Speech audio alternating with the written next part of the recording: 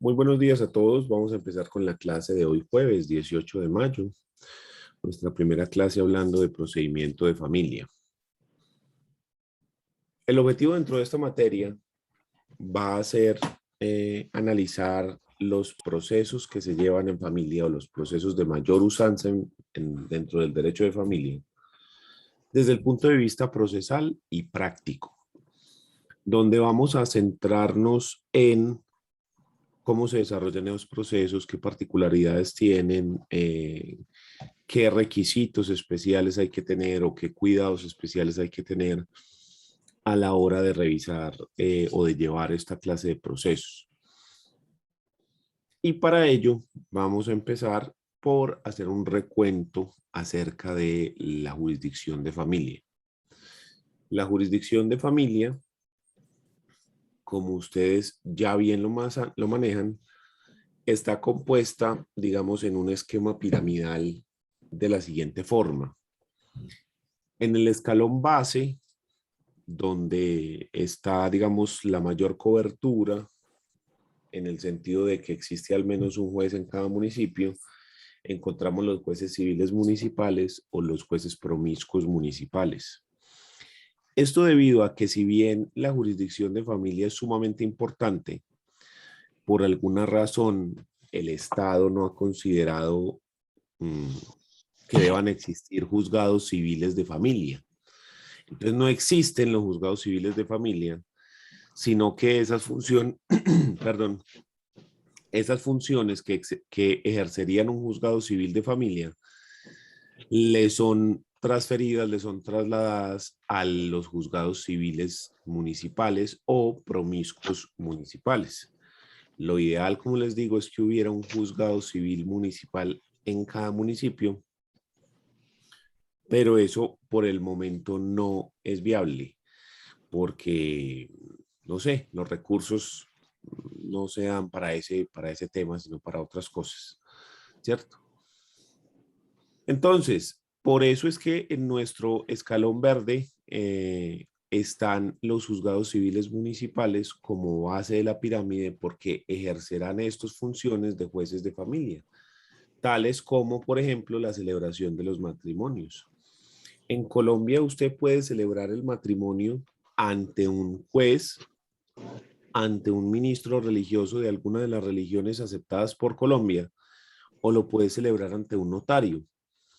Cuando se celebra ante el juez, se celebra es ante el juez civil municipal. Listo, entonces eso hace que estos jueces, que son los más comunes, pues sean los jueces, digamos, de familia que con mayor frecuencia vemos, sin ser un juez especializado en la materia, sino que es un juez al que le asignan esas funciones. Encima de ese escalón tenemos el escalón azul, donde están los juzgados de familia o promiscuos de familia. En este caso estamos hablando de juzgados de categoría de circuito.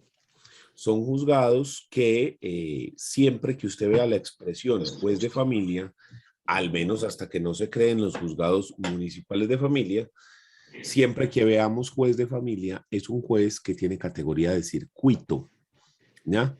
Entonces, todos los jueces de familia por el momento son de circuito. ¿Y qué son los promiscuos de familia? No confundir los promiscuos de familia con los promiscuos municipales, perdón, los juzgados promiscuos municipales. Un juzgado promiscuo municipal es un juzgado que en ese municipio conoce de civil, penal, laboral, familia, porque es un municipio muy pequeño, con una población muy pequeña y por lo tanto no hay suficientes recursos para tener un juez civil municipal, un juez penal municipal, etcétera, sino que son todas esas funciones se le encargan a una sola persona. Para mí, uno de los trabajos más duros del mundo, porque tenés que saber básicamente de todo, ¿cierto?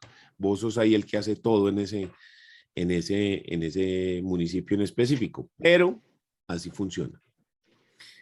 No es lo mismo ese promiscuo municipal que conoce de todo con el promiscuo de familia. El promiscuo de familia se presenta en municipios o circuitos que son lo suficientemente grandes para tener un juzgado de circuito, pero no son tan grandes como para tener un juez civil del circuito y un juez de familia, sino que esas dos funciones se unen en uno solo. Entonces tenemos que hay un juez civil y de familia con categoría de circuito, que comparte las dos funciones. ¿Sí? Hasta hace unos años, no sé si eso habrá cambiado hace poco, porque hace rato que no litigo allá, en Río Negro había juzgado promiscuo de familia. ¿Sí? Entonces teníamos un juzgado que es civil y es de circuito a la misma vez. Perdón, que es civil del circuito y de familia a la misma vez. Entonces no es lo mismo el promiscuo de familia, que es un juez de circuito que solamente conoce dos materias, civil y familia, al promiscuo municipal que conoce civil, penal, laboral, familia, ¿sí? Que ese sí conoce de todo, no es la misma circunstancia, para que eso lo tengamos siempre muy claro. Y encima de estos, de los jueces de familia, que son de categoría de circuito, o de los promiscuos de familia, encontramos en el peldaño amarillo los tribunales de familia, perdón, las salas de familia de los tribunales superiores de distrito, teniendo entendido que existe un tribunal por cada departamento y que además de eso existen tribunales para Medellín,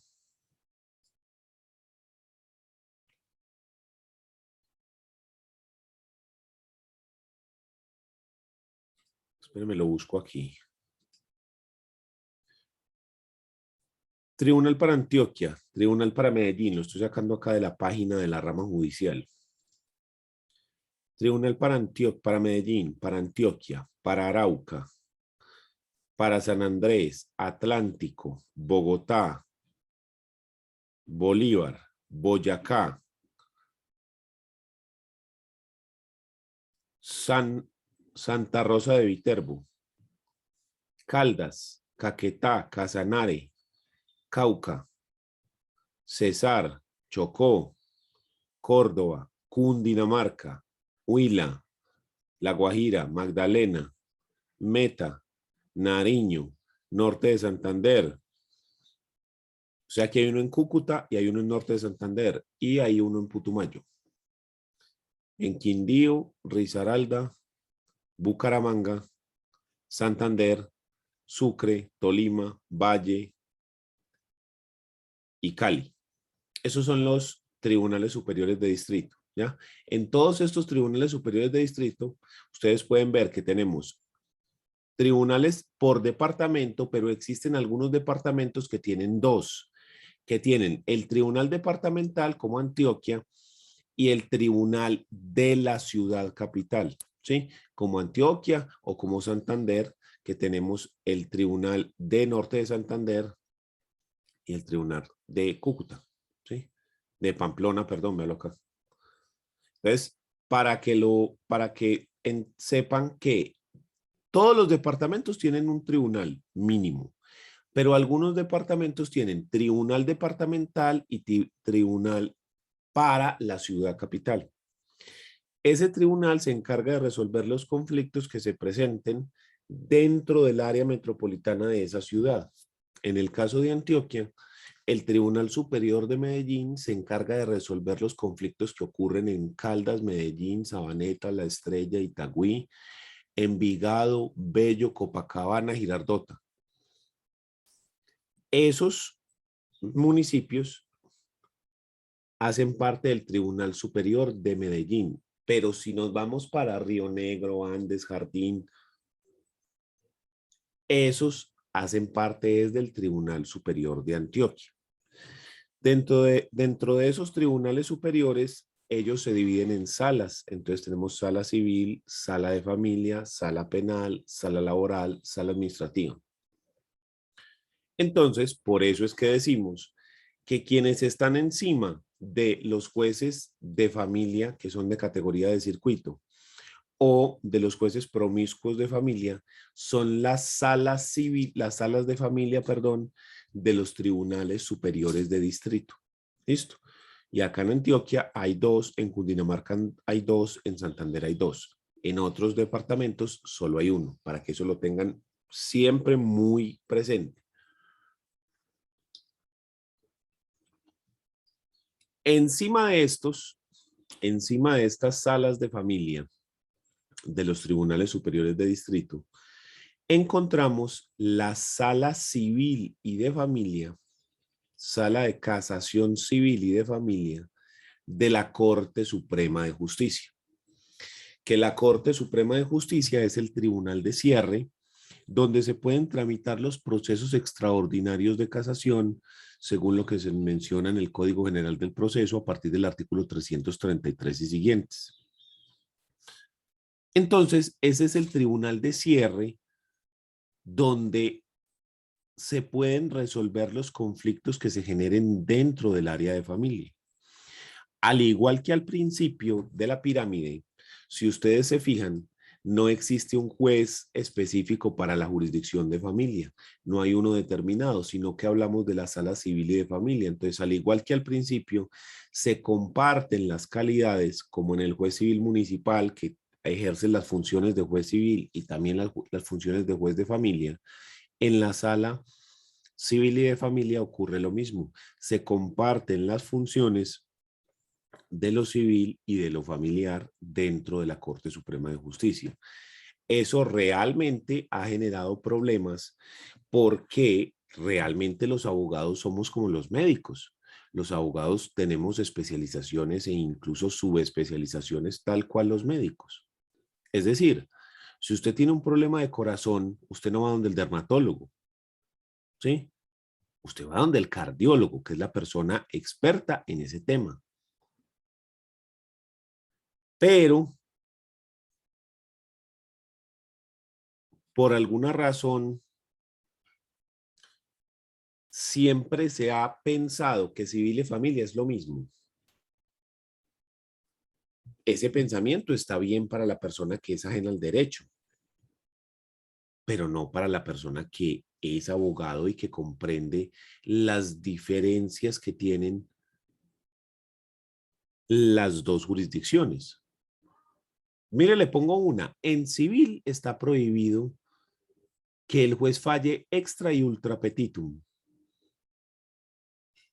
Pero en cambio, en familia se puede por excepción en algunos casos.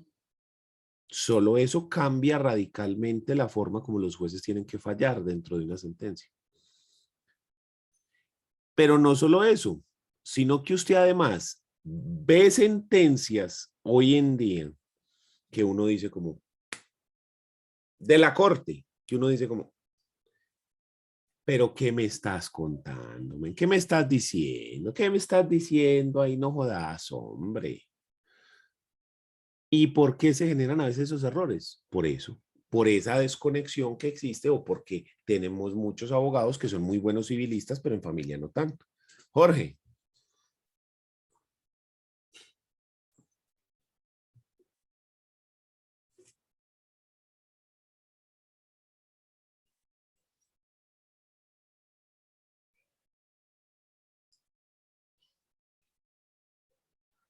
Jorge, no te escucho. Alguien más que me colabore hablando, por favor, a ver si escuchan a Jorge o si el problema es solo mío. Yo tampoco lo escucho, profe. No, profe, no lo escucho. Listo, a todos ustedes los escucho perfecto. Jorge, fíjate a ver si de pronto puedes apagar el micrófono y volverlo a encender.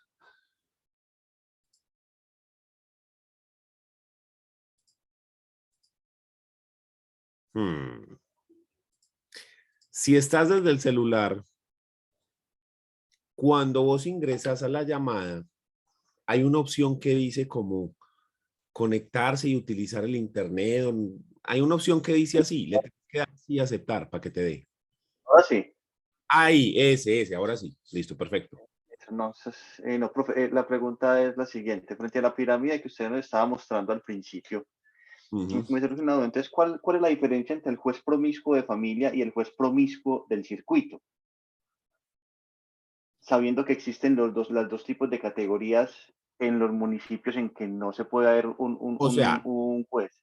el promiscuo de familia el promiscuo de familia tiene categoría de circuito, ¿sí? Y es Sí, civil familia. El promiscuo municipal es todos juntos, ¿sí? sí, De estamos de categoría acuerdo. municipal, ¿listo? Sí, con Ya, las, profe, sí, con la con la salvedad, salvedad que el promiscuo municipal conoce asuntos de familia, pero no todos los asuntos de familia. O sea, algunos, los que normalmente la norma pues sí, les da competencia de conocer. los que le estarían facultados, digamos, al juez de familia municipal si existiera, ¿ya? Específicamente, ¿qué asuntos? Si uno quiere saber cuáles asuntos en específico conocen. Entonces, para eso nos tenemos que venir acá al Código General del Proceso y a partir del artículo 17 empiezan las funciones de los jueces civiles municipales, ¿ya? Porque todos los jueces civiles municipales a la misma vez son jueces de familia. Entonces, revisemos las funciones de los jueces civiles municipales y miramos cuáles son funciones de familia.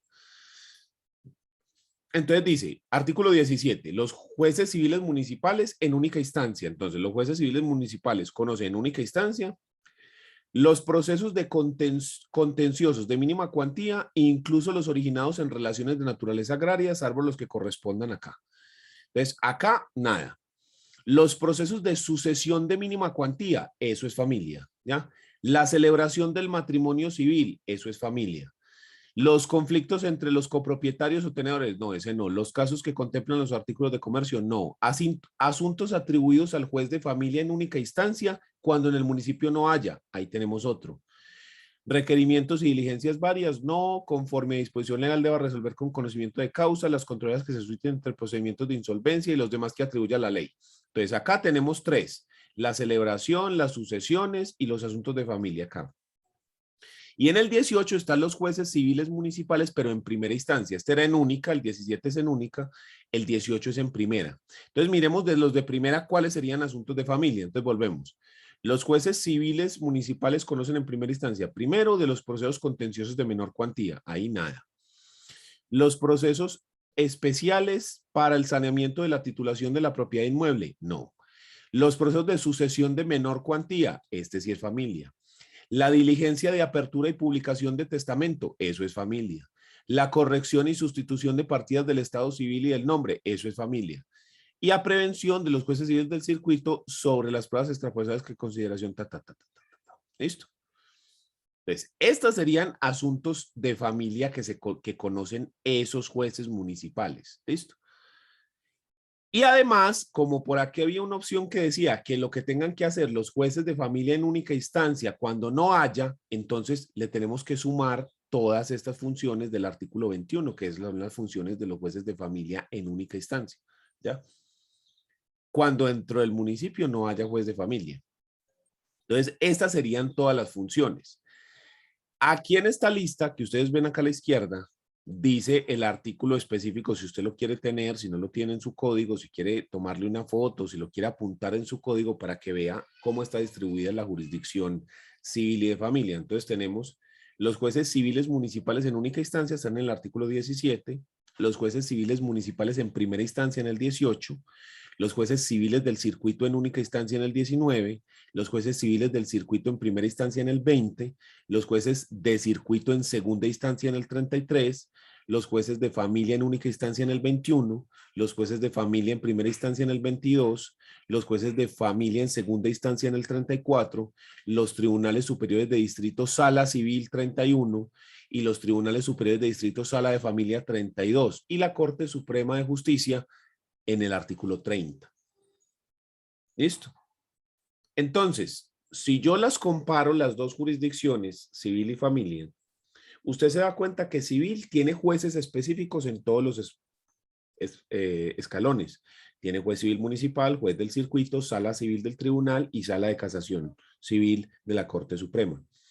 Familia, por el contrario, jueces específicos solamente tiene el juez de familia, que es de circuito, y la sala de familia de los tribunales. Esos son los únicos específicos que tiene.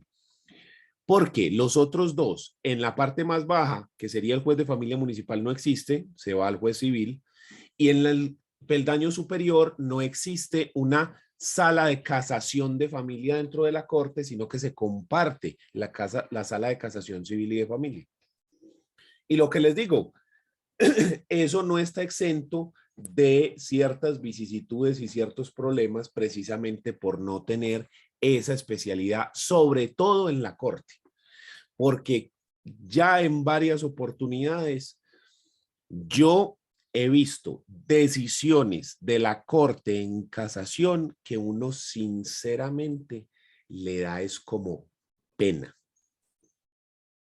que uno dice, ¿qué es esto que me estás contando? Esto no tiene absolutamente ningún sentido dentro de familia. ¿Ya?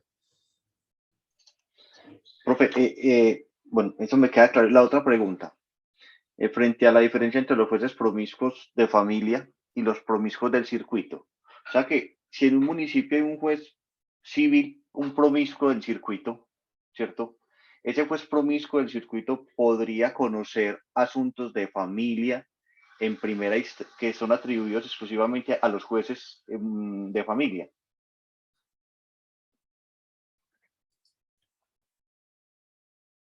Pero habría que mirar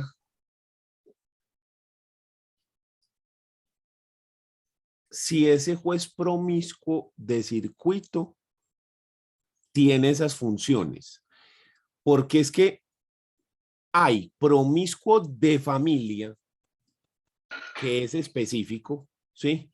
Entonces habría que mirar si existe, si ese juzgado promiscuo del circuito también tiene esa función de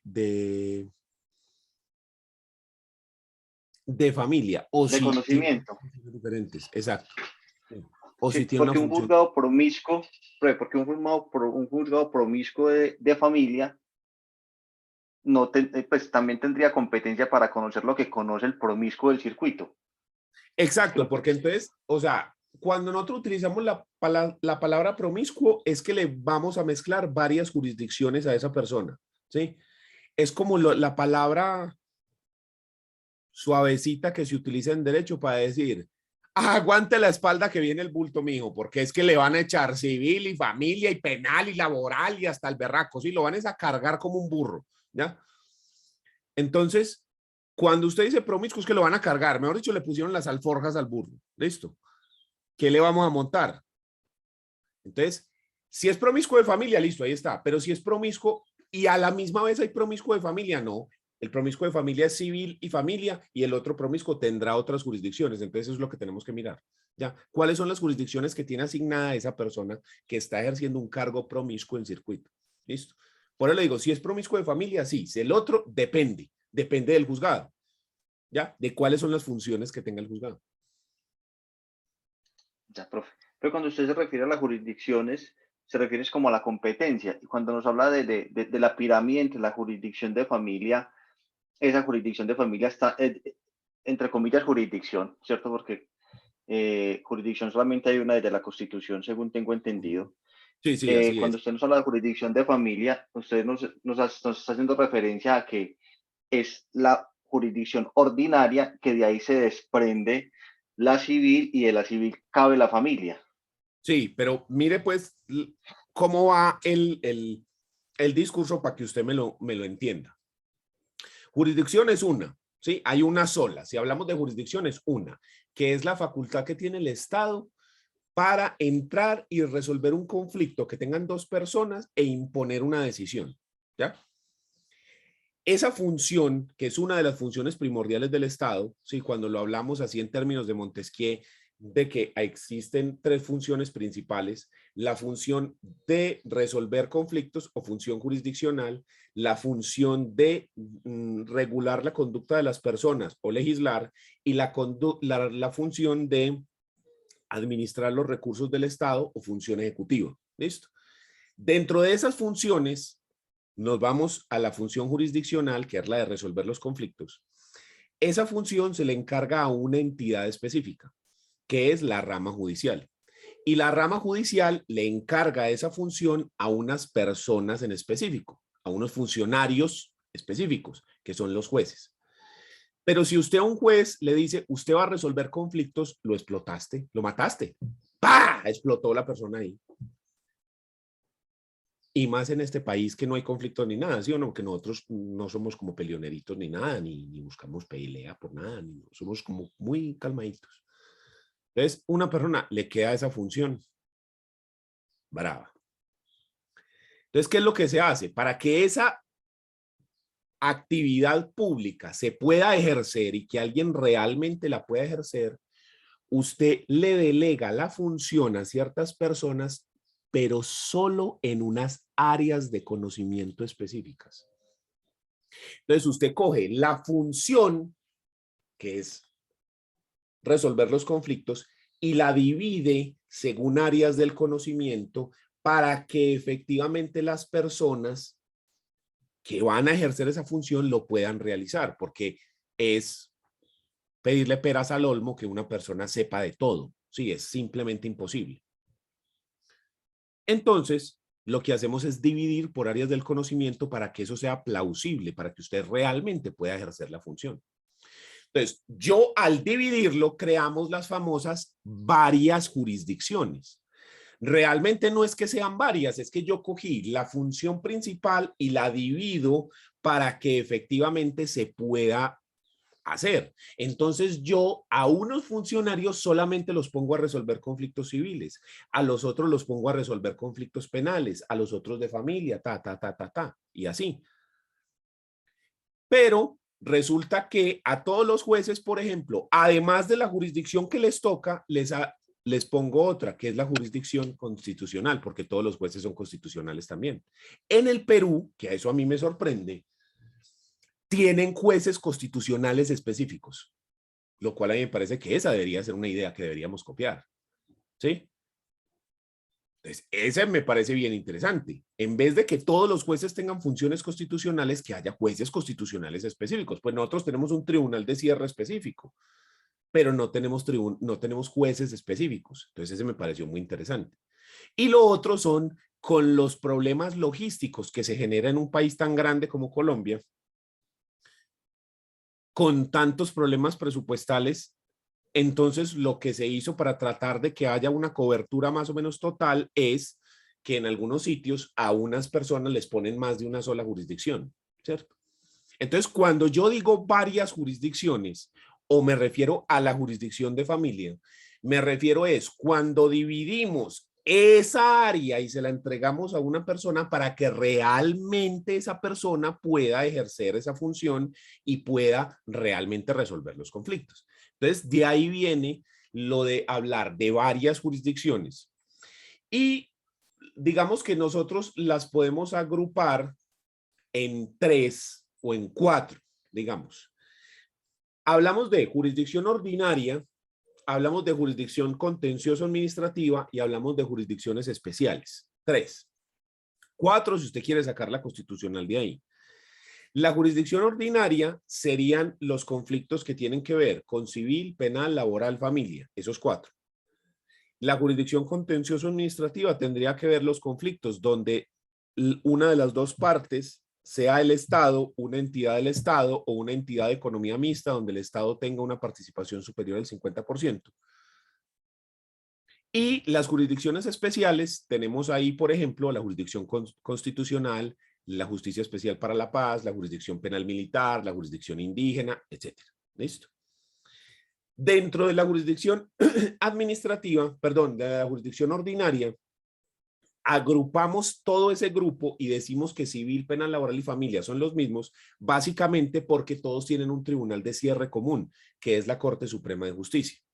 En la jurisdicción contencioso administrativa, el tribunal de cierre es el Consejo de Estado. En las jurisdicciones especiales tienen tribunales de cierre específicos. En la jurisdicción constitucional tenemos la Corte Constitucional, en la JEP tenemos ¿cómo se llama el tribunal de la JEP? El nombre del tribunal. Tribunal Especial para la Paz, se llama así. Profe, no, creo que sí, creo que sí. Bueno, ya listo. Dentro de la indígena, pues ya tendremos que ver dentro de los diferentes grupos que están, digamos, autorizados para tener su propia jurisdicción, cómo se llaman sus tribunales específicos o cómo se identifican y así sucesivamente, ¿cierto? Y dentro de lo penal militar también tienen lo propio. Entonces, por eso es que lo dividimos así. Entonces, Jorge, para que usted entienda cuando yo le digo, es eso. No, ojo con esto, muchachos, una cosa para que lo tengan presente. Nada de lo que yo digo aquí es para que usted lo diga, palabra del Señor te alaba. No, no. Yo le doy aquí como una visión personal, ¿cierto? Yo le muestro a usted según lo que yo he estudiado, según lo que yo he ejercido, según lo que yo he visto y según, obviamente, mi opinión personal. Nada está aquí dicho para que usted lo aprenda así como si fuera la verdad revelada, no. Es simplemente una forma de transmitir el conocimiento. Ya usted saca su propia conclusión, ¿cierto? Yo, por ejemplo, considero que realmente sí existen varias jurisdicciones. O sea, el mito más fácil es que existe una sola. En realidad son varias porque son totalmente diferentes. Sí, las funciones son diferentes, las responsabilidades del juez son diferentes. Por ejemplo, ¿qué pasa si en un proceso penal la fiscalía no tiene pruebas suficientes para condenar a Pedro? Hay que exonerarlo, pues no se puede condenar. ¿Y qué pasa si en un proceso civil el demandante no tiene pruebas suficientes para demostrar sus pretensiones? Se le cae la pretensión. No necesariamente. ¿El demandado tiene pruebas suficientes para demostrar que eso no es cierto? Tampoco. ¿Y entonces qué hace ahí el juez? Si el demandante no tiene pruebas suficientes y el demandado tampoco. Sentencia inhibitoria. No, eso no se puede, está prohibido. ¿Qué Sí, pasa está ahí? prohibido. Pruebas de oficio. En civil sí se puede, en penal están prohibidas. ¿Sí ves? Entonces, mira que solo eso, solo ese punto cambia totalmente la naturaleza del proceso. Profe, pero las pruebas de oficio no es si usted no tiene con qué probar, que normalmente quien pretende prueba. Pues eso es lo que creo que dice el artículo 163, a quién le compete probar.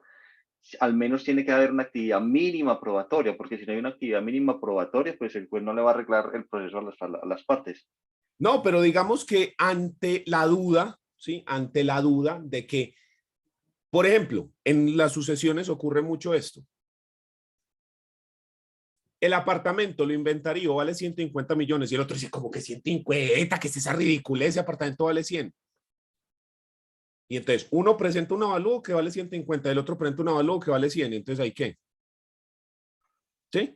Decretamos otro. Exactamente. En cambio, en penal, ¿qué? La duda a favor del reo. Solo eso cambia muchísimo.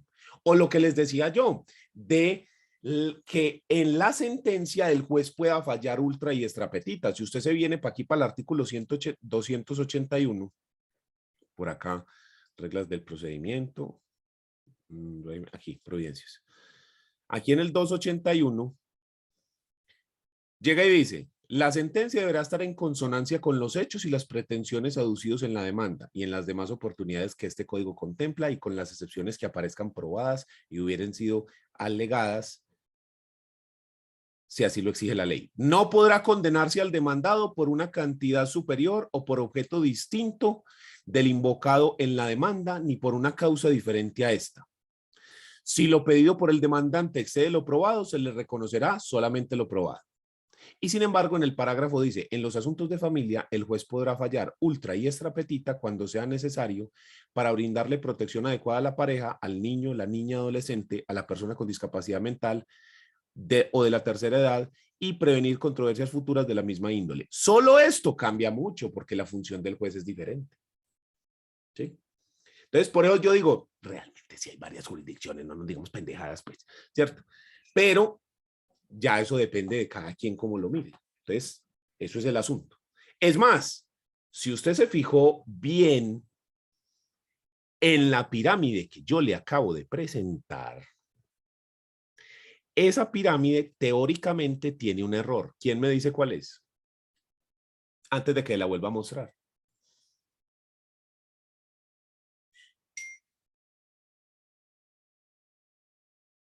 Nadie se lo pilló.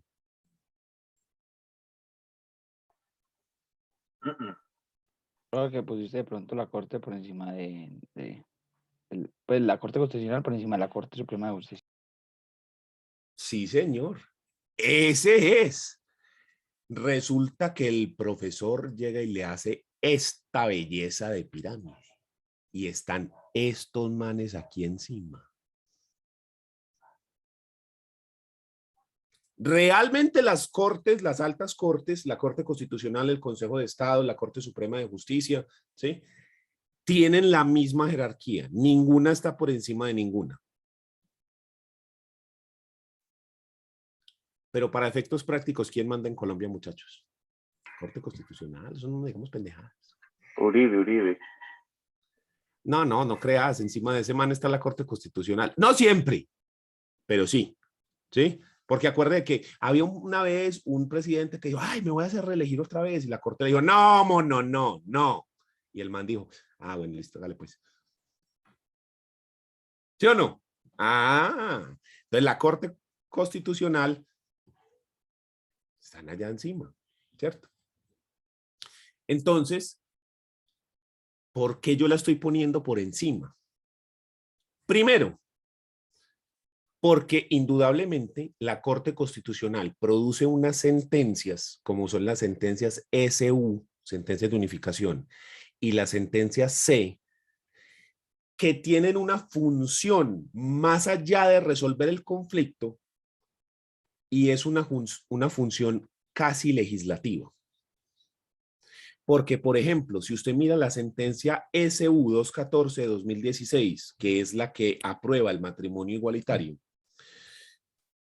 o la sentencia C283 o la sentencia C238, que son las sentencias que aprueban la unión marital de hecho para parejas del mismo sexo y los derechos patrimoniales para las parejas del mismo sexo, usted se da cuenta que en familia, en los últimos años, en las últimas 2 décadas, los avances se han producido por sentencias de la Corte y no por el legislativo.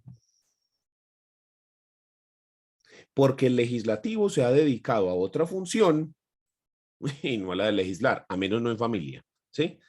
Porque en el 2016, cuando hubo el problema del matrimonio igualitario, quien no sepa la historia,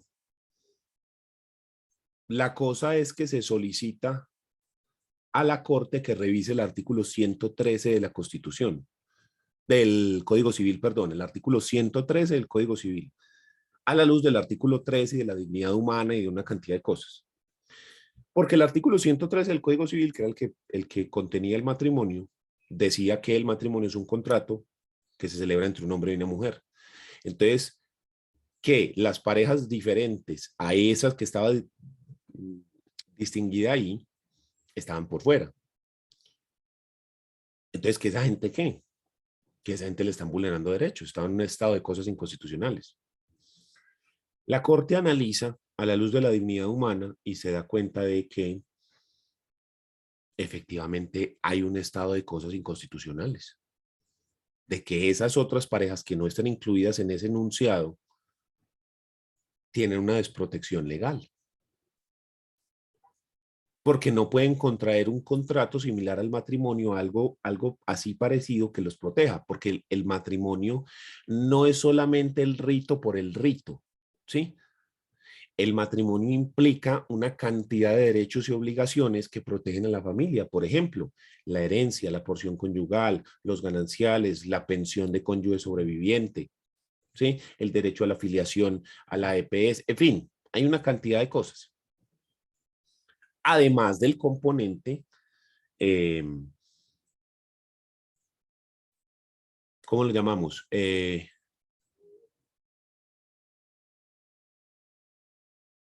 toca con la dignidad, ¿listo?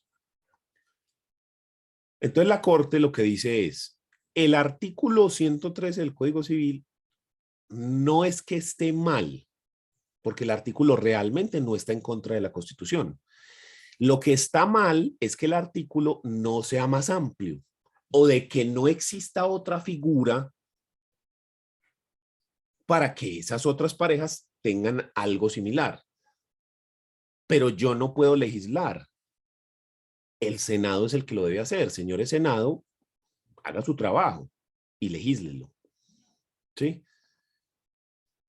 Y en el Congreso se armó un zaperoco y que sí, que no, que tal vez, que de pronto, y pasaron 2 años y no se hizo nada. Entonces, ¿qué hizo la Corte? Hombre, pues ante que ustedes no hicieron nada,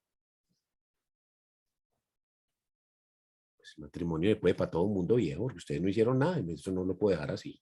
Ya. Y así ha venido pasando. Entonces usted mira la unión marital, que fue regulada en la ley 54 de 1990, pero esa ley solamente hablaba de los gananciales, de la sociedad patrimonial que se formaba entre esas personas. Y más adelante se dijo, pero y esta gente no tiene derecho a una pensión de cónyuge sobreviviente, y esta gente no tiene derecho a la herencia, y esta gente no tiene derecho a la porción conyugal, y esta gente pueden ser 2 personas en vez de hombre y mujer, sino 2 personas. Y todo eso se fue dando. Y hoy en día se están dando otras discusiones. Yo creo que la gran discusión que sigue es si sobre los hijos de crianza, si ellos tienen derecho de herencia o no. Los hijos de crianza son esas personas que sin ser hijos biológicos ni adoptivos, son personas que alguien acoge y lo trata como un hijo sin serlo, ¿ya? Y esa, yo creo que esa es la siguiente gran discusión. Entonces, ¿por qué se pone a la Corte Constitucional encima?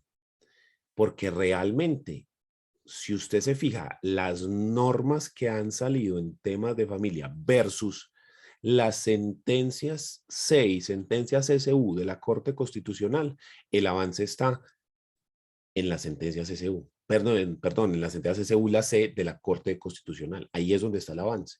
Entonces, por eso lo pongo encima. Porque esos casos que han generado esa zanja a partir de la cual se siguen esos avances, todos vienen de la Corte Constitucional. Incluso en algunos eventos contradiciendo lo que ha dicho la Corte Suprema de Justicia. Entonces, por eso es que yo la pongo por encima. Y porque esas sentencias SU y esas sentencias C, que hacen parte del bloque de constitucionalidad, tienen que ser respetadas incluso por la misma Corte Suprema de Justicia. Entonces, por eso es que yo lo pongo por encima. Sobre todo porque en familia ha tenido un papel, lo que les digo, predominante en los últimos años, al menos en las últimas 2 décadas, pues. En familia.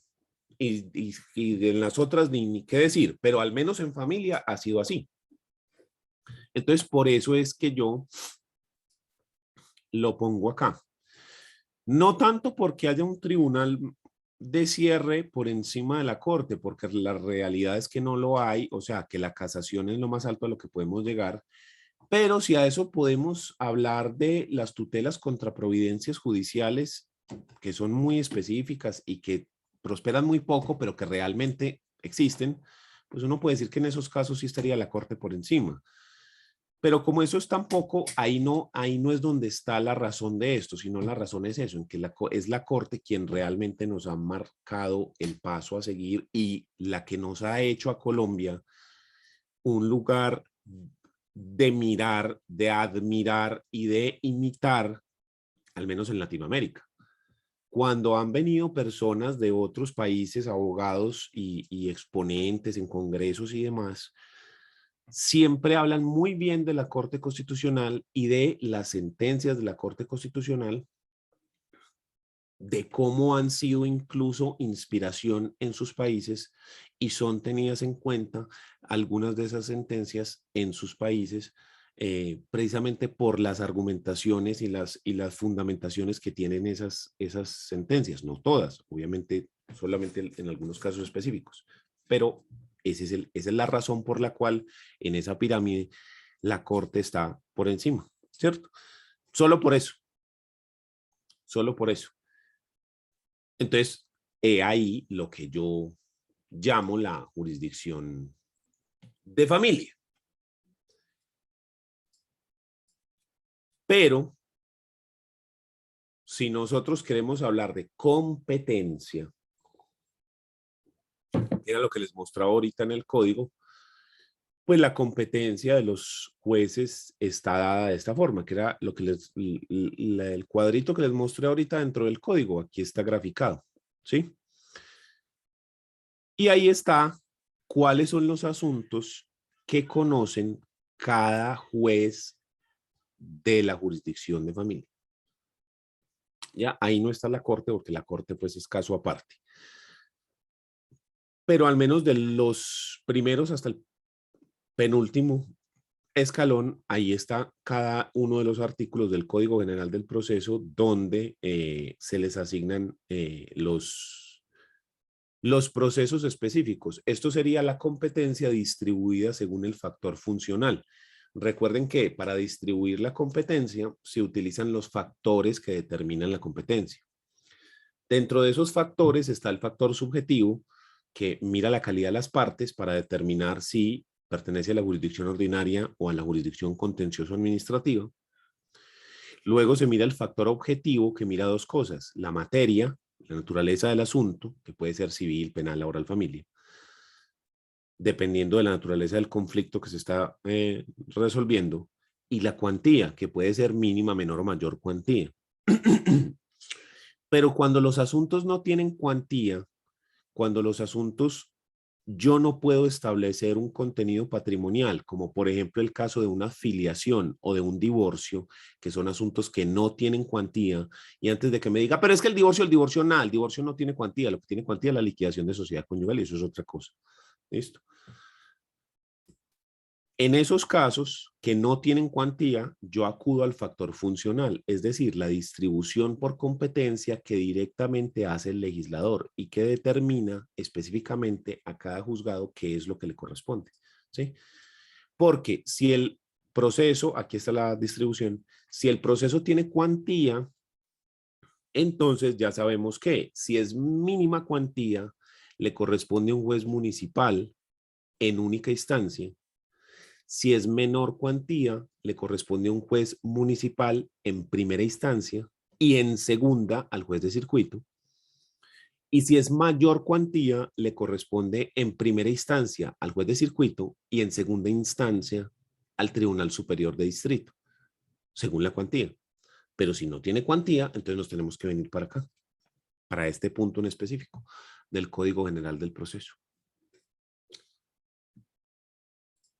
¿Dudas?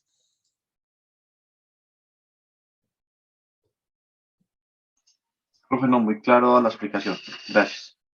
Profe, qué pena, ¿me podrías volver a repetir lo de los procesos que no tienen cuantía? Los procesos que no tienen cuantía, los de única instancia, perdón, los procesos que no tienen cuantía, donde yo no puedo establecer cuánto es el valor, ¿sí? Porque el conflicto no tiene contenido patrimonial y hay muchísimos, ¿sí? Lo que les digo, la afiliación, decir que Pedro es hijo de Juan, eso no tiene valor, ¿sí? El divorcio no tiene valor, un cambio de estado civil no tiene valor, un cambio de nombre, la adopción, ¿sí? Una regulación de visitas, eso no tiene valor. Entonces, en esos eventos que no tienen valor, si yo establezco la competencia basándome en la cuantía para decir, si es mínima cuantía, es un proceso de única instancia. Si es menor o mayor, es un proceso de dos instancias. Si es de menor, entonces es juez municipal en primera y juez de circuito en segunda. Y si es mayor, es juez de circuito en primera y tribunal en segunda. Entonces la cuantía es muy importante porque nos dice, ¿cuántas instancias tiene? ¿Una sola o tiene dos? Y nos dice dónde inicia y dónde termina el proceso. Porque en un lado puede iniciar ante el juez municipal y terminar ahí, o terminar ante el juez de circuito, o en el otro lado inicia en el circuito y termina en el tribunal. Entonces la cuantía es muy importante. Pero si el proceso no tiene cuantía, ¿qué? Entonces, ¿cómo sé yo eso? Entonces ahí es cuando acudo al factor funcional. El factor funcional sirve para determinar la competencia según la asignación específica que ha realizado el legislador. Porque el legislador de manera concreta le asigna a los jueces los procesos de manera específica, ¿sí? Entonces usted, en el cuadro que vimos ahorita, en este cuadro, usted ve las diferentes asignaciones que hace el legislador, ¿sí? Jueces civiles municipales en única instancia, artículo 17, municipales en primera, jueces de familia en única, jueces de familia en primera, jueces de familia en segunda, Tribunal Superior, Sala de Familia y Sala Civil y de Familia de la Corte Suprema, ¿sí? Aquí están las asignaciones específicas. Por ejemplo, en penal solamente aplicamos ese fuero funcional, ese factor, perdón, funcional, porque en penal la distribución de la competencia no se hace en relación a la cuantía, sino que se hace en relación a la gravedad del delito. Y entonces yo, ¿cómo sé si eso le corresponde a un juez penal municipal o a un juez penal de circuito? Tengo que ir al Código de Procedimiento Penal, a la Ley 906, y ahí dice de manera específica, los jueces penales municipales conocen, y entonces ahí están los delitos. Los del circuito, tran, y así. Entonces, para eso es que funciona el factor funcional. Entonces, eso es supremamente importante que uno lo tenga a la mano. O sea, ese cuadrito hay que tenerlo uno a la mano. Por eso es que en el código yo lo tengo a un ladito para usted encontrarlo rápido. Para uno saber dónde están los diferentes juzgados. Listo. ¿Alguna otra duda o quedó claro? Me quedó claro, gracias. Listo. Además de estas personas que les acabo de mostrar, de los jueces, resultan que hay otros funcionarios que son colaboradores de la jurisdicción de familia. Porque los procesos no solamente se resuelven dentro de los juzgados. Existen otros funcionarios que pueden ayudar con la resolución de los mismos, como son los siguientes. Tenemos dentro de los colaboradores de la jurisdicción de familia las notarías, que son equivalentes jurisdiccionales. ¿Qué significa esa palabra? Resulta que cuando se hace la función jurisdiccional o se distribuye la función jurisdiccional del Estado en algunos funcionarios, y entonces se dice, los jueces van a resolver los conflictos, y estos van a resolver los penales, y estos laborales, y estos los civiles, y así. Acá se ha generado un problema grave, y es que la justicia se ha congestionado brutalmente, ¿sí? Entonces, cada juzgado puede tener, estos son cifras reales, entre 5 y 10,000 procesos activos en todo momento. Entonces es simplemente demasiado trabajo. Entonces, ante la congestión judicial, ¿qué resoluciones se han planteado? Pues no, pues hagamos más juzgados y contratemos más jueces. No, que eso no es viable, que eso vale mucha plata, que bueno, entonces, ¿qué otra cosa podemos hacer? Entonces, lo que se hizo es darle a personas que no son jueces función jurisdiccional para que resuelvan algunos asuntos específicos. O sacar directamente procesos de los juzgados y asignárselos para que se tramiten, al menos en una parte, ante funcionarios diferentes a los juzgados. Todo ello con miras a que sea más eficiente la prestación del servicio. Entonces, a algunos funcionarios a los que se les delega la función jurisdiccional de manera transitoria, que pueden resolver conflictos específicos de manera transitoria, pues cuando me refiero de manera transitoria es que no son como los jueces que siempre tienen jurisdicción, sino que estos tienen jurisdicción para el caso concreto. Y las decisiones de esos funcionarios tienen la misma fuerza que una sentencia, a esos los llamamos equivalentes jurisdiccionales. También se les utiliza con el nombre de métodos alternativos de solución de conflictos. Todos los métodos alternativos de solución de conflictos son un equivalente jurisdiccional, porque es una forma de solucionar el conflicto que es equivalente a resolverlo por la rama jurisdiccional, en el sentido que la decisión hace tránsito a cosa juzgada, presta mérito ejecutiva y es de obligatorio cumplimiento, como el caso de las conciliaciones, las transacciones, los arbitrajes son equivalentes jurisdiccionales. Y en este caso, las notarías en específico son equivalentes jurisdiccionales en la medida que a las notarías se les está permitido realizar algunos trámites que serían de los juzgados únicamente. Por ejemplo, en las notarías se pueden llevar a cabo los divorcios, las liquidaciones de sociedad conyugal, la liquidación de sociedad patrimonial de compañeros permanentes. Se puede llevar a cabo la regulación de visitas, custodia, fijación de alimentos. Se puede llevar a cabo las sucesiones, cambios de nombre, ¿sí? Muchos procesos de la jurisdicción de familia se pueden tramitar dentro de las notarías. Todo esto está regulado en el decreto 960 de 1970 y en la ley 1069 del 2015, donde a estos juzgados, a estas notarías, se les atribuye la función de actuar casi como juzgado, con la particularidad de que solamente pueden tramitar procesos que sean de mutuo acuerdo, donde no haya contención, no haya pelea, ¿ya? Entonces, si usted tiene una sucesión y en la sucesión todos están obrando de mutuo acuerdo, se puede tramitar en la notaría o se puede tramitar en el juzgado, ¿ya? Lo mismo que un divorcio o una regulación de visitas y custodia.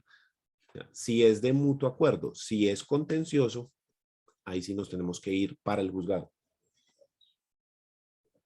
En el caso, pues, específico de las notarías.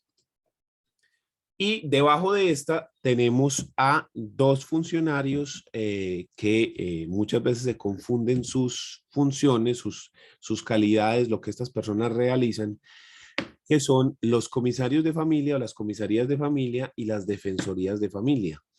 Ambas reguladas por la ley 1098 de 2006, que es el Código de Infancia y Adolescencia, solo que las comisarías están reguladas en el artículo 83 y las defensorías en el artículo 79. Y las comisarías además están reguladas en la ley 1542 del 2012 y la ley 1959 del 2019. ¿Sí? Son dos entidades que tienen unas funciones muy específicas y que muchas veces se confunden por las personas que son estas dos. Enseguida más adelante los miramos.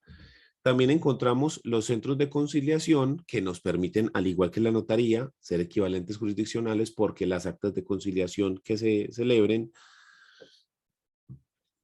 mejor dicho, las actas de conciliación que se den como resultado de la celebración de una audiencia de conciliación, mejor así, también son equivalentes jurisdiccionales en el entendido de que son obligatorias, hacen tránsito a cosa juzgada y prestan mérito ejecutivo. Esto está en la ley 640 del 2001. Y asimismo actúan los consultorios jurídicos de las universidades que pueden llevar casos de familia, como por ejemplo alimentos, se pueden llevar dentro de los consultorios jurídicos de las universidades o las personerías municipales, donde también se puede conciliar y también pueden ayudar con el trámite de procesos. Ley 1098 de 2006, que es el Código de Infancia y Adolescencia, artículo 95. ¿Listo?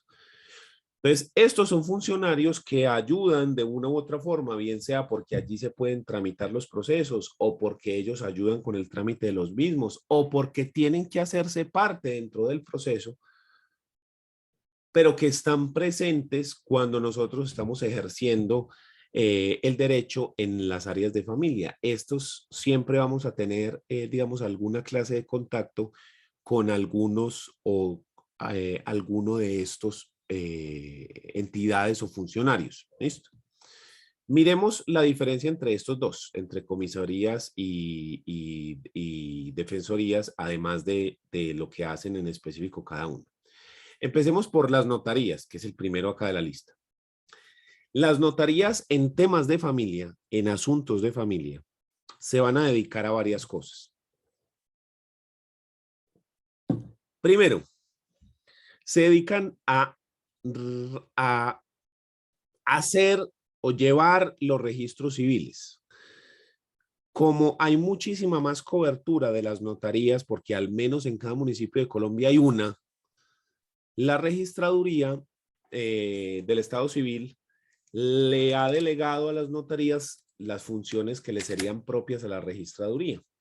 Entonces le permite a las notarías, o más bien le ordena a las notarías que lleven a cabo los registros de nacimiento de las personas, los registros civiles de matrimonio y también llevar a cabo un registro de los divorcios. No existe registro civil de divorcio, de eso no hay, pero lo que sí es que se anula el registro civil de matrimonio y se hace la inscripción en el registro civil de nacimiento de las personas.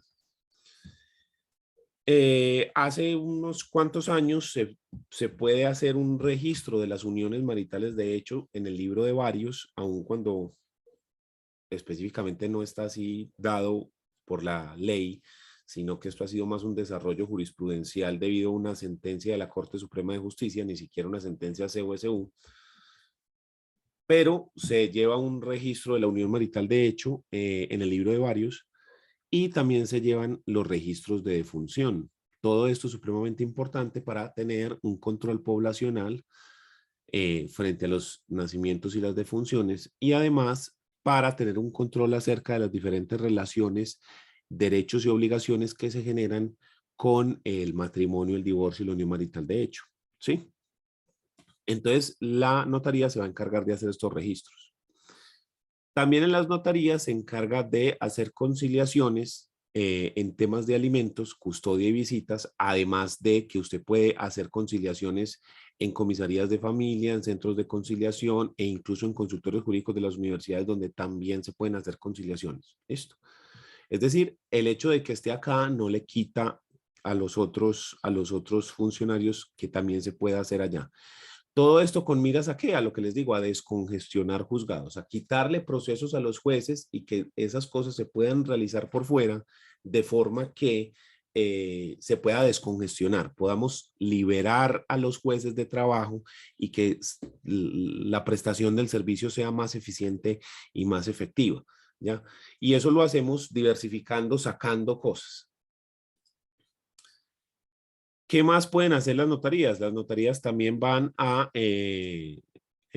realizar las afectaciones de vivienda familiar en los inmuebles según las reglas de la ley de afectación a vivienda familiar, la constitución del patrimonio de familia inembargable, que es otra protección a la familia, son dos protecciones diferentes. La afectación a vivienda familiar es una protección que se da para que la casa de habitación de la familia, donde vive la familia, no pueda ser embargada, y además que si se va a disponer de esa vivienda, bien sea para venderla, donarla, hipotecarla o cualquier título traslaticio de dominio o gravamen, se tenga que hacer con el consentimiento de ambos cónyuges, y por eso es que se le llama también la ley de la doble firma. A esa es a la que se conoce como la ley de la doble firma, porque implica que debe firmar los dos cónyuges representantes de la familia, ¿cierto? Y tiene la particularidad de que no tiene límite de valor, es decir, siempre y cuando sea la casa de habitación de la familia, se puede constituir perfectamente. Pero existe la otra figura, que es el patrimonio de familia inembargable, en el cual bienes que representen el patrimonio de la familia también pueden protegerse para que sean inembargables, pero en este caso no está limitado solo a vivienda, puede ser cualquier bien. Y existe una bolsita, digamos, de 250 salarios mínimos legales mensuales vigentes, donde usted puede poner uno o varios bienes para que estén protegidos y sean inembargables, porque esos bienes representan el patrimonio de la familia, de lo que viven. Entonces, por ejemplo, la familia que tiene una tienda, pues podría proponer esa tienda como patrimonio de familia inembargable, o un taxi, o un local, o otro apartamento que alquilan, o, en fin, siempre y cuando esté dentro del límite de 250 salarios. Y puede ser cualquier bien. En cambio, en la afectación a vivienda familiar, pues tiene que ser una vivienda. Profe, no son excluyentes. No, se pueden poner los dos sobre una sola cosa, pero eso sería pues una redundancia innecesaria. Pero usted lo que sí podría hacer es que, digamos que yo vivo en un apartamento y el de arriba también es mío, pero lo alquilo y con eso mercamos y vivimos. Entonces podría afectar el del que vivimos y constituir el patrimonio en el de arriba, que es del cual alquilamos y vivimos. Entonces están los dos. Esto con miras a qué? A que la casa donde viven esté protegida y los bienes de los cuales son fundamentales para su supervivencia, que constituyen el patrimonio, estén protegidos, para que la familia no se quede en la calle. Esto recordando que la familia es la célula fundamental de la sociedad, artículo 42 de la Constitución, y que todos los problemas que se ven en la familia se reflejan después en la sociedad, ¿cierto? Entonces, si la familia no tiene casa, después al Estado le toca asumir eso. Entonces, para evitar eso, se protege a la familia de esa forma. Entonces, sí, no son excluyentes, se pueden hacer las dos. De hecho, muchas Profe, personas lo... Dígame. sí, tengo entendido que en el de la afectación del inmueble de vivienda familiar, si por ejemplo no se tiene el total, el 100% de la propiedad, no se puede hacer la afectación. Ejemplo, o sea, yo tengo la propiedad, pero en conjunto con un hermano, con mi papá, ¿cierto? Ahí yo no podría hacer la afectación porque la totalidad del bien no está eh, a cargo pues mía. Pero si Lo mismo, ellos viven dentro de la familia, todo lo pueden afectar, todos los propietarios. ya, tendría que ser que todos lo hagan. Sí, o sea, por ejemplo, es muy común que la casa esté a nombre del papá y de la mamá, ¿sí? Entonces, él solo no lo puede afectar, pero si los dos lo afectan, ya quedó la casa protegida, ¿sí me entienden? Porque ellos viven juntos. Pero Ya. si, por ejemplo, no son, si son papá, mamá, digamos, cuñado, o sea, ya un poco más externo, entendí porque en estos días estaba averiguando algo en una notaría que no se podía, o sea, porque solamente tenía un porcentaje de participación sobre la propiedad. Sí, porque es Eso, que la protección es sobre todo. Entonces, de nada te sirve que tu porcentaje sea inembargable, por ejemplo, pero todo el resto sí es embargable, entonces no hicimos nada. o sea, que Entonces, sí se pueden juntar los propietarios y hacer la afectación todos juntos. sí, nada más ayer o antier, un amigo me consulta porque llegaron a la casa de él a embargar el parqueadero. Y entonces él me consulta qué era lo que pasaba. Me contó que lo que pasa es que la casa de ellos, el apartamento, está afectado a vivienda familiar. El apartamento es 50% de la mamá, 50% del papá. Ellos afectaron el apartamento. Luego el papá se quebró y tuvo unos negocios ahí y lo van a demandar. Pero como la afectación es para vivienda y el parqueadero no es vivienda, es un parqueadero, ¿sí? Y tiene una matrícula diferente, es un bien inmueble diferente, entonces el parqueadero no está protegido. Y entonces el parqueadero sí lo embargaron. Y él me preguntaba si se podía, le digo yo, pues sí, claro, sí, no hay ningún problema. Pero en la casa, no, la casa sí está afectada, no, pues el apartamento. Y era 50-50. En el certificado de tradición y libertad, 50-50. Entonces, por eso te digo, si se ponen de acuerdo y el 100% de los propietarios decide hacerlo, no hay problema. Listo, gracias, profe.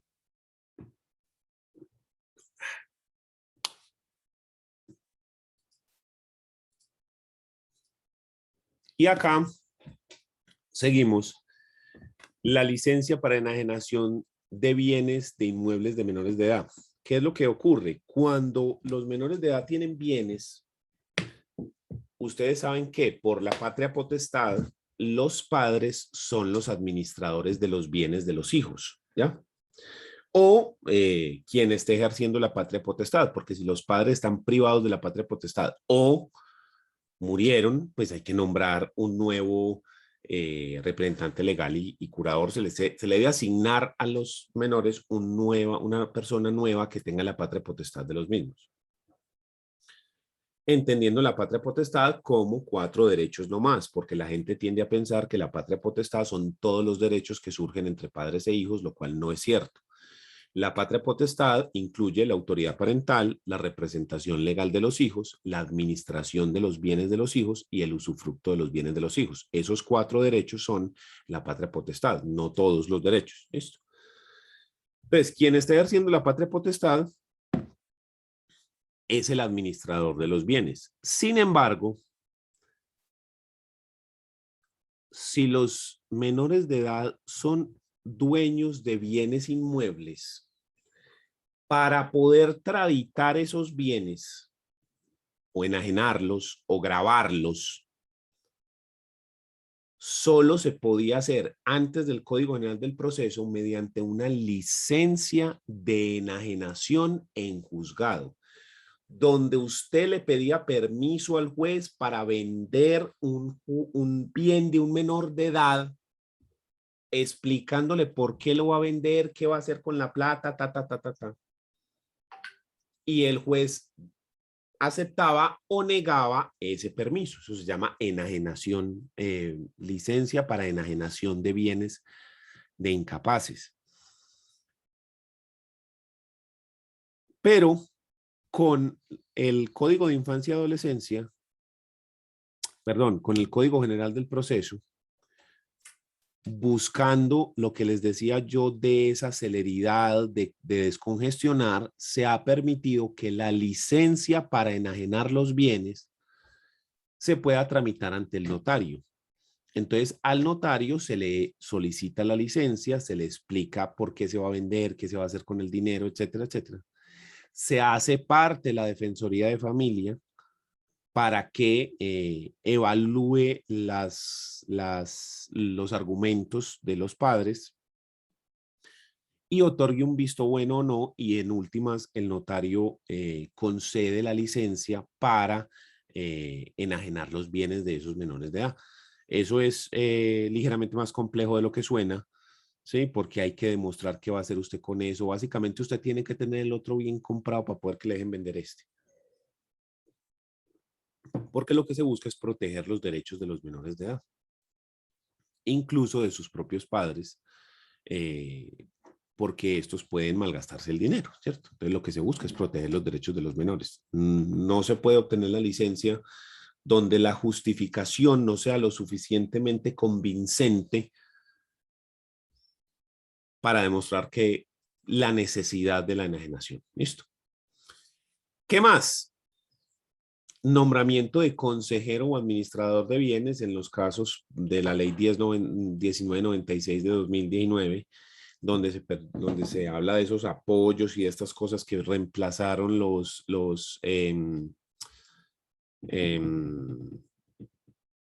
curadores que habían por las interdicciones, y después las interdicciones por discapacidad mental, que el régimen original que traía el Código Civil era interdicción por demencia e interdicción por dilapidación. Luego se cambió a la interdicción por discapacidad mental absoluta o relativa, y después se volvió a cambiar, y hoy en día hablamos es de, ¿cómo es que es el término?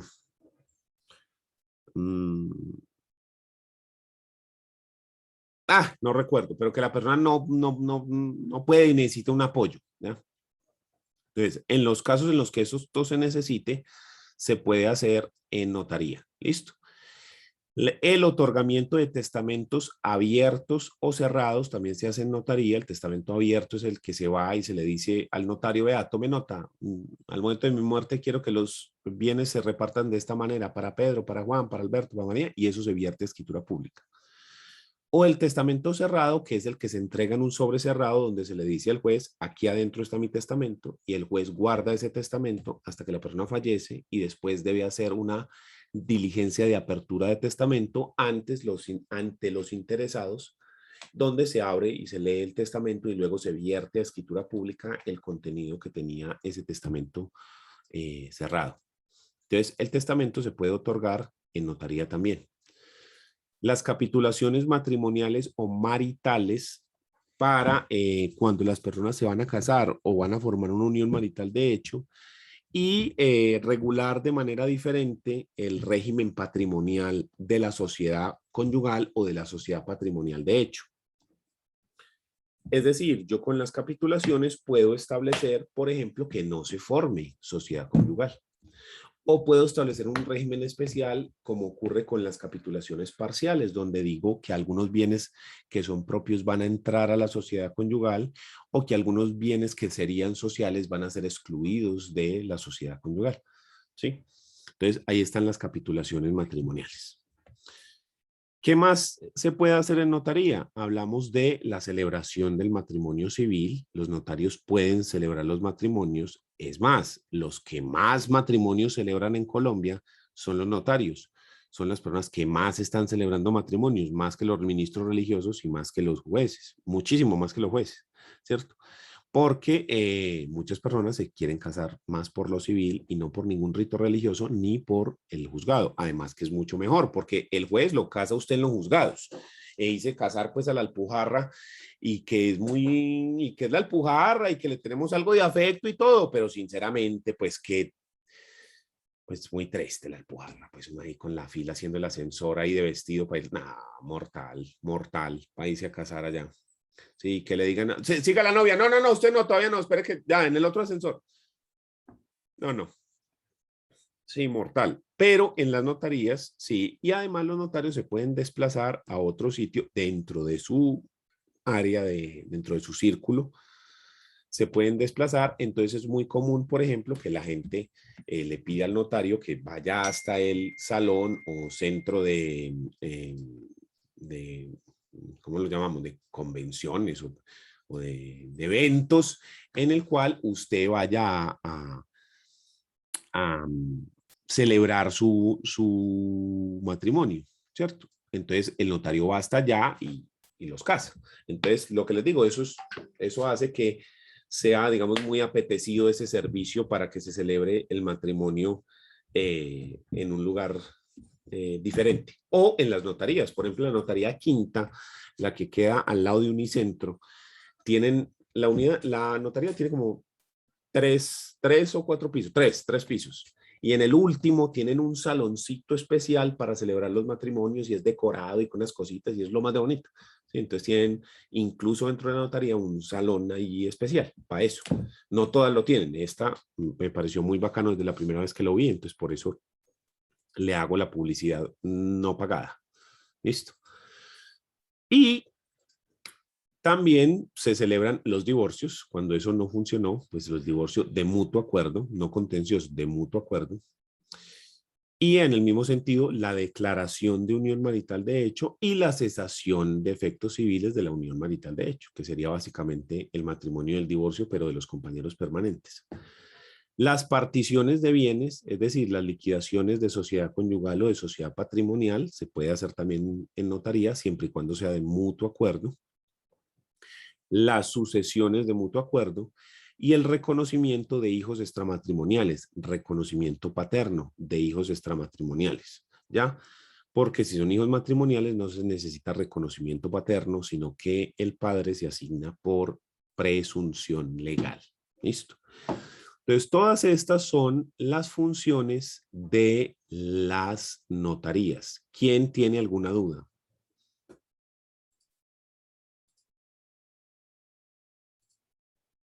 Profe, ¿qué pasaría cuando uno de los cónyuges fallece en el caso de la afectación de vivienda familiar o de patrimonio de familia inembargable? Es una de las causales de levantamiento de la afectación. Eso está en el artículo 4 de esa ley. No me acuerdo cómo es que se llama la ley. La ley, espérate, yo la busco.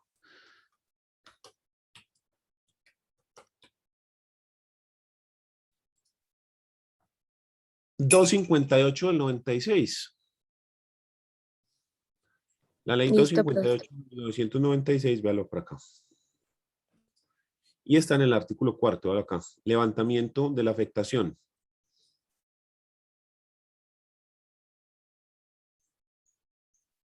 Listo, profe, muchas gracias.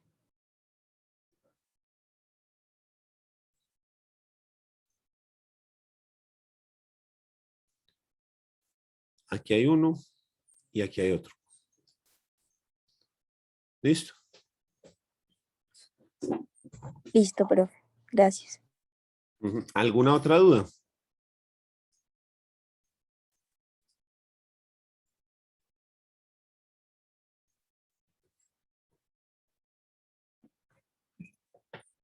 Bueno. Entonces, continuando con el asunto, estábamos acá. Entonces ya vimos las notarías, como de qué se encargan dentro de la jurisdicción de familia. Miremos lo que sigue, que son las comisarías de familia. Dame un segundo, por favor.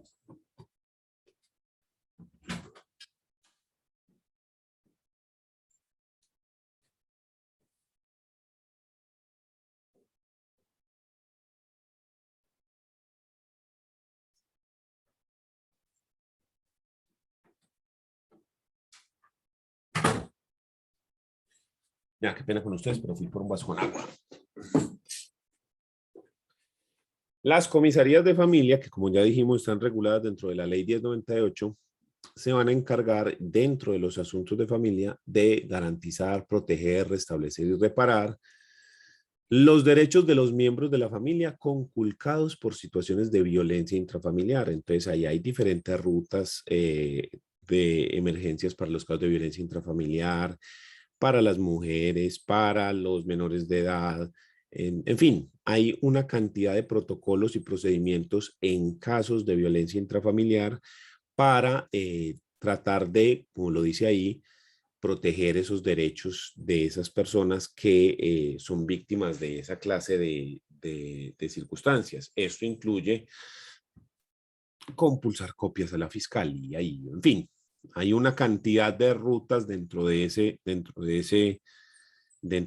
tema, ya más relacionado con el derecho penal, pues que con el derecho de familia. ¿Listo?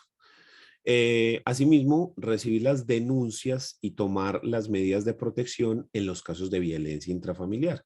Cuando una persona ha sufrido alguno de estos casos, ellos reciben las denuncias y pueden tomar medidas de protección dependiendo de quién es la víctima de esa violencia, como por ejemplo, ubicación en hogares de paso o en hogares sustitutos, asistencia psicológica, médica, psiquiátrica, etcétera. Sí.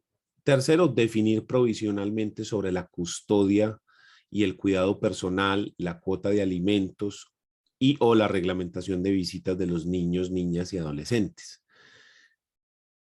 Dentro de la comisaría de familia se pueden realizar conciliaciones acerca de este tema de regulación de visitas, custodia de alimentos.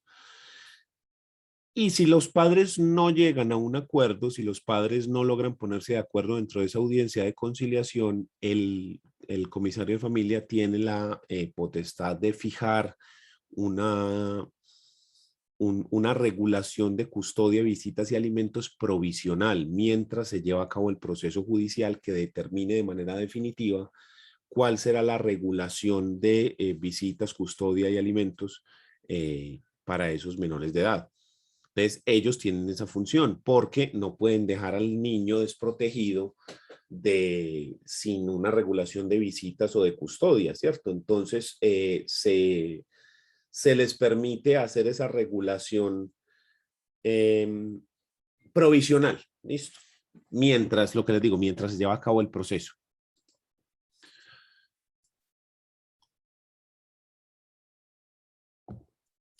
Fijar cauciones de comportamiento conyugal en las situaciones de violencia intrafamiliar. Entonces se pueden fijar cauciones como por ejemplo que la persona no se pueda acercar a cierta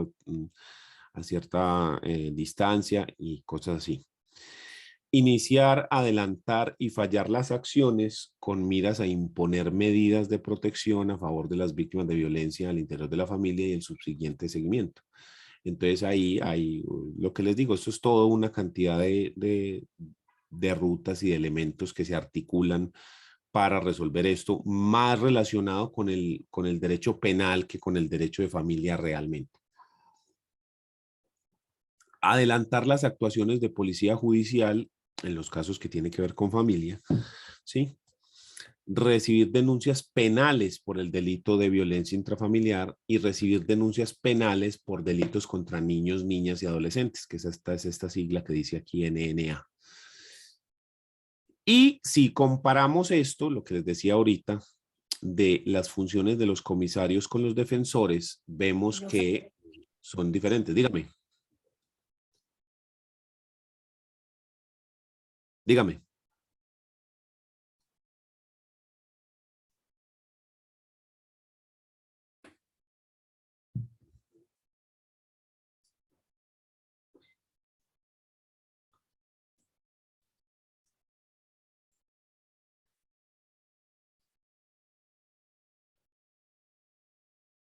Bueno, entonces continúo.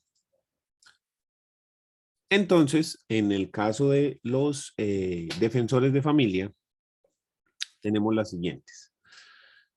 Adelantar de oficio las actuaciones necesarias para prevenir, proteger, garantizar y restablecer los derechos de los niños, niñas y adolescentes cuando tengan información sobre la vulneración o amenaza de los derechos de los mismos.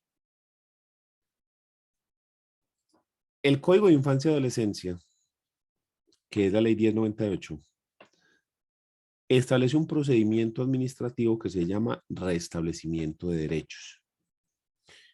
Cuando un menor de edad le han sido vulnerados sus derechos o está en riesgo de vulneración sus derechos, esta entidad, los defensores de familia, por una denuncia de cualquier persona o porque de oficio se dan cuenta, pueden iniciar el proceso de restablecimiento de derechos. Dentro de ese proceso existen un montón de etapas y un montón de posibilidades. Y la más grave, lo último que se puede hacer cuando definitivamente no hay forma de salvar el asunto, es determinar que la persona tiene que ser dada en adopción, ¿sí?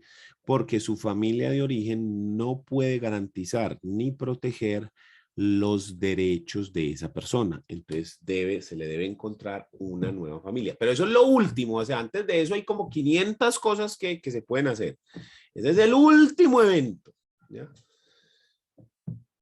Pero para llegar a cualquiera de las soluciones, que son un montón, desde citar a los padres a un curso o orientación especial, poner multas, ubicación en hogares de paso, ubicación en hogares sustituto, en fin, ubicación en un medio familiar donde se busca algunos de los familiares hasta el 4º grado de consanguinidad que se puede ubicar a esa persona. En fin, hay un montón hasta lo último que es la adopción.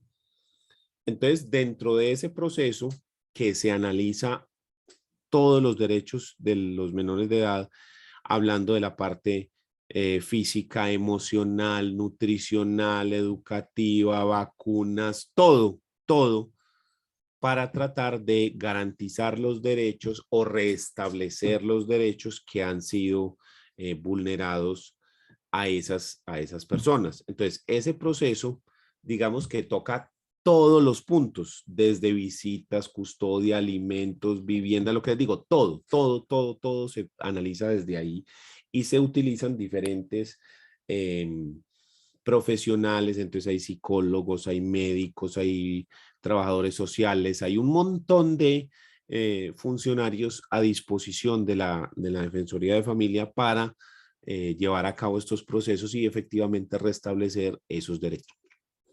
Listo. Todo ese proceso está regulado dentro de la Ley 1098, por si usted le quiere dar una mirada, ahí está. Adoptar las medidas de restablecimiento de derechos que están en la presente ley. ¿Cuál? En el Código de Infancia y Adolescencia, como son la ubicación en medio de familia, en hogar de paso, hogar sustituto, adopción. Todas esas medidas se pueden adoptar por parte de ellos. Tercero, emitir los conceptos ordenados por la ley en las actuaciones judiciales o administrativas. Resulta que siempre que en un proceso haya un menor de edad, es necesario hacer parte al defensor de familia, para que el defensor de familia, con miras a proteger y garantizar los derechos de esos menores, analicen el proceso, miren lo que se está discutiendo y lo que se está proponiendo y determinen si se da un visto bueno, un concepto favorable para el trámite de ese proceso. Esto incluye sucesiones, divorcios, adopción, todo, siempre en todos los procesos donde haya menor de edad es necesario solicitar el visto bueno del defensor de familia, ¿sí? Y existen otros casos en que la ley determina que también se debe presentar el defensor de familia, pero por excelencia son los casos donde haya menores de edad. ¿Listo? Para que ellos emitan un concepto favorable al respecto de lo que se está discutiendo. También pueden ejercer las funciones de policía que estén señaladas en el Código de Infancia y Adolescencia y pueden dictar las medidas de restablecimiento de los derechos de los niños, niñas y adolescentes menores de 14 años que cometan delitos. Porque dentro del Código de Infancia y Adolescencia se establece lo que se denomina el sistema de responsabilidad penal para adolescentes. Y es cuando las personas menores de 18, mayores de 14, cometen un delito. Menores de 14 no se habla de delitos porque esas personas se dice que no son sujetos del derecho penal, sino que ahí ya hay se hace otro trámite, pero donde no se castiga a la persona. Y en el caso del sistema de responsabilidad penal para adolescentes, tiene una función muy diferente al derecho penal tradicional, ¿cierto? Es una rama del mismo, pero tiene una visión diferente donde la idea es restablecer los derechos de esa persona, porque se dice que si esa persona menor de edad está cometiendo delitos, pues indudablemente se le están vulnerando derechos. O sea, algo pasó para que esa persona llegara hasta allá y eso que pasó es una vulneración de derechos, ¿ya? Además de las sanciones que no son las mismas que en el derecho penal, la pena máxima dentro de este sistema de responsabilidad penal para adolescentes son 5 años, pero no hay una reclusión en un centro carcelario a la usanza como decir Bellavista, sino que hay unos centros especiales, el más famoso de acá de Medellín es La Pola, ¿sí? Que queda ¿como por qué lado queda La Pola? Robledo. Por Robledo. Sí, Sí. sí es Robledo. Sí, señor, en la parte alta, como las margaritas por allá. A ver, allá, sí. Pues por allá, ahí queda. Y es un centro para, digamos, reclusión de menores de edad, pero el componente es muy diferente que en una cárcel normal, van a clase, o sea, es muy diferente.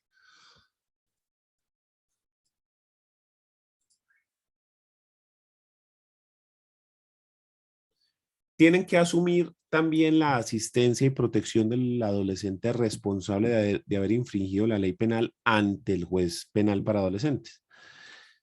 Hay un juez penal para adolescentes y este defensor de familia puede asumir la asistencia y protección de esa persona, porque aunque ha cometido un delito y debe ser sancionado por ello, también tiene derecho pues a una asistencia y a una protección especial.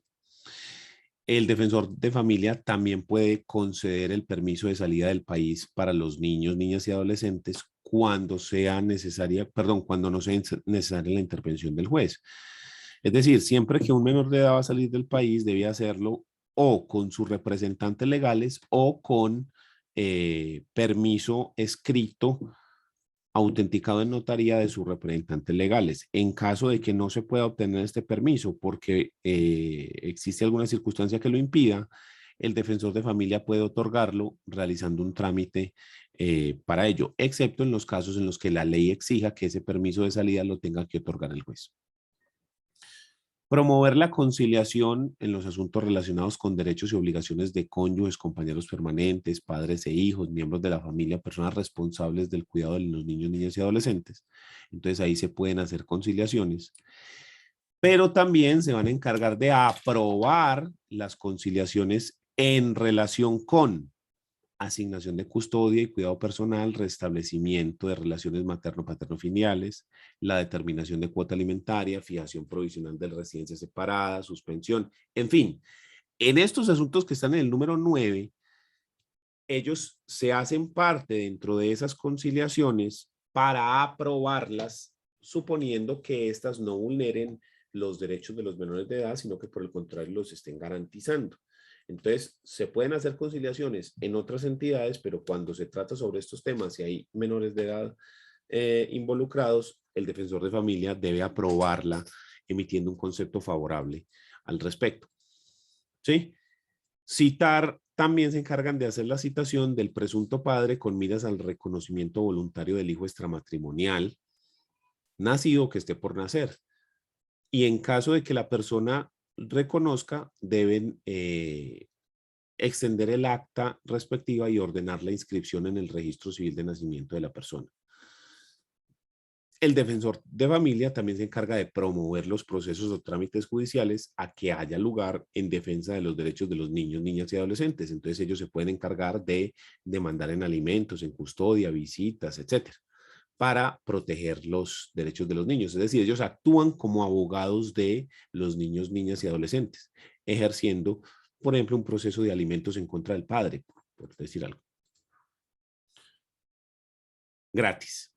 Representar a los niños, niñas y adolescentes en las actuaciones judiciales o administrativas cuando carezcan de representante o cuando éste se haya incapacitado o sea agente de amenaza o vulneración de derechos. Entonces, en algunos eventos, por ejemplo, es necesario que los niños demanden a sus padres. Le pongo el siguiente ejemplo. Muere Pedro, ¿sí?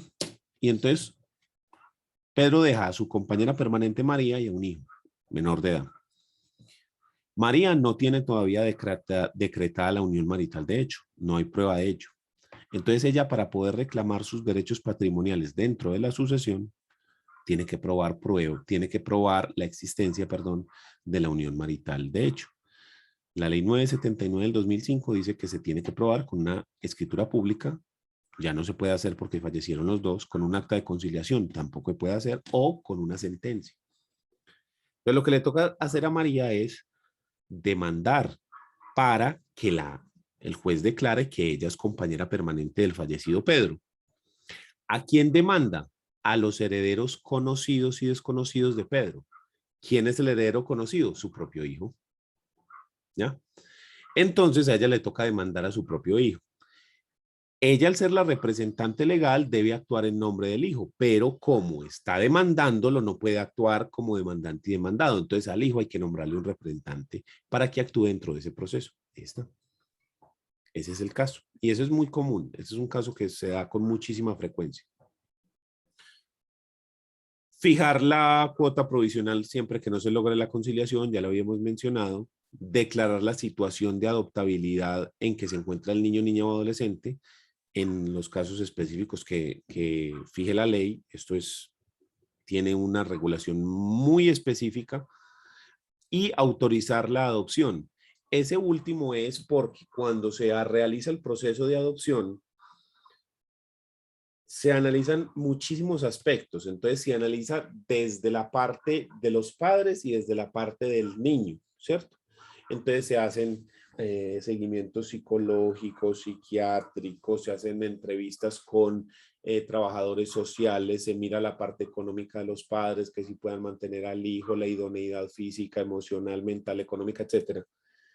Y si al final se obtiene el visto bueno, el trámite de adopción inicia con la aprobación de la adopción por parte del defensor. Y eso después debe irse al juzgado para homologar esa decisión y que el juez revise todo ese procedimiento, revise la autorización que da el defensor de familia y efectivamente conceda mediante una sentencia la adopción y a partir de ahí se haga pues el registro civil necesario.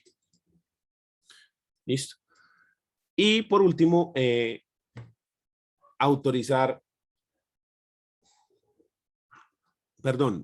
formular la denuncia penal cuando advierta que el niño, niña o adolescente ha sido víctima de un delito. Ejercer las funciones atribuidas por el artículo 71 de la ley 906 del Código de Procedimiento Penal. Asesorar y orientar al público en materia de derechos de infancia y adolescencia. Ellos brindan unas asesorías gratuitas que cualquier persona puede solicitar. Y por último, solicitar la inscripción del nacimiento de un niño en la corrección o modificación o cancelación de su registro civil ante la Dirección Nacional de Registro Civil de las Personas, siempre y cuando el proceso administrativo de restablecimiento de sus derechos se pruebe que el nombre y sus apellidos no corresponden a la realidad de su estado civil o a su origen biológico. Entonces, esas son las funciones del defensor de familia. Entonces, usted ya maneja, en este caso, qué es lo que hace la comisaría, ¿qué es esto? ¿Y qué es lo que hace la defensoría, que fueron todos los otros? Ya tiene usted clara esa diferencia. ¿Quién tiene alguna duda?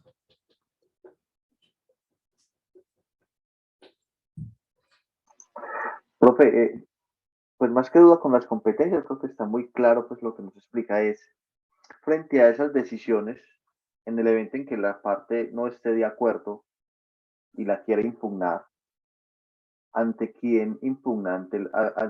Pues ¿quién resuelve esa impugnación? ¿El juez de familia? El juez de familia, el juez de familia. Por Siempre el ejemplo, juez de familia, así sean sí, actos administrativos. sí, porque el superior jerárquico, la vía gubernativa implica, usted pone el recurso frente al mismo funcionario, pero va al superior, que en ese caso sería el juez de familia directamente por la naturaleza del asunto, ¿sí?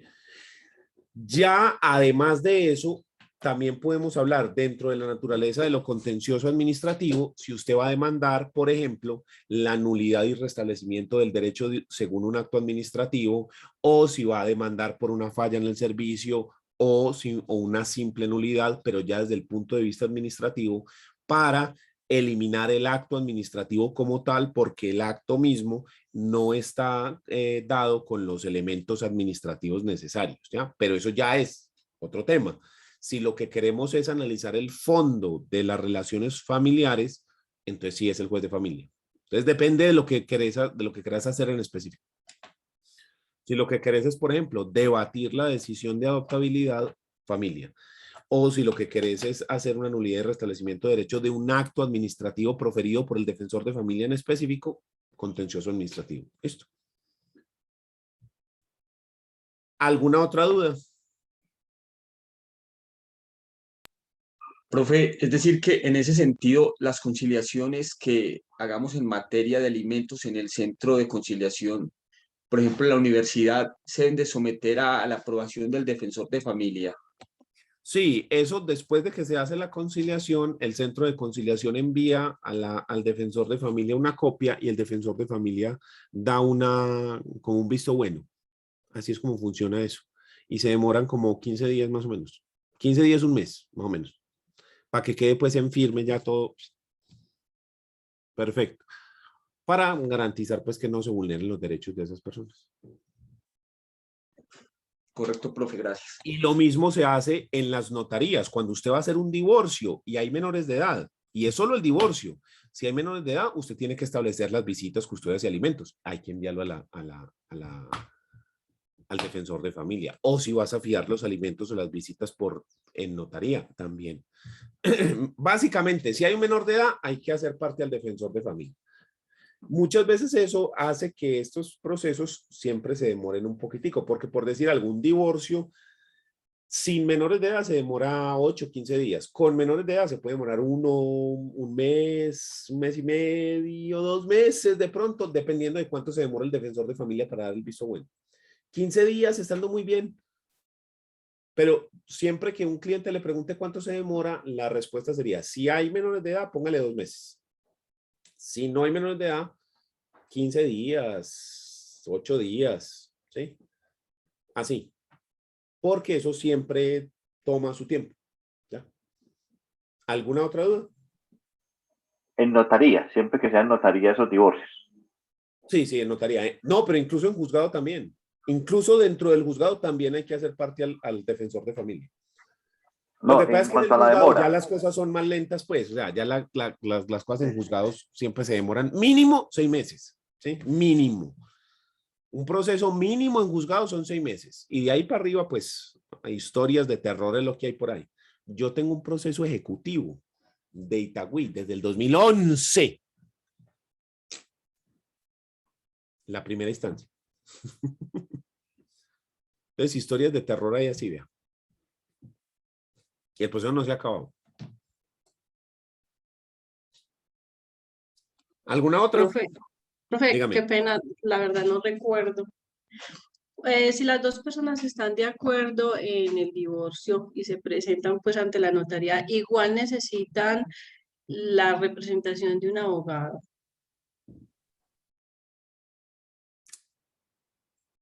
Sí. En ese caso sí. El artículo